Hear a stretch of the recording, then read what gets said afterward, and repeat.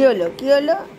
এটা হলো পাবলোর খেলার জুতো, বুঝেছো? এটা খেলার জন্য আলাদা করে কিনে দেওয়া হয়েছে। ওর চটি ছাড়া ও খেলা করতে পারে না, এটা ওর প্রিয় গেম আইটেম।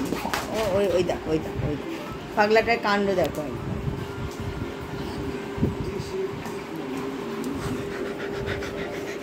ওরে বাবা রে, ওরে ওলে বাবা, ওলে বাবা, ওলে বাবা।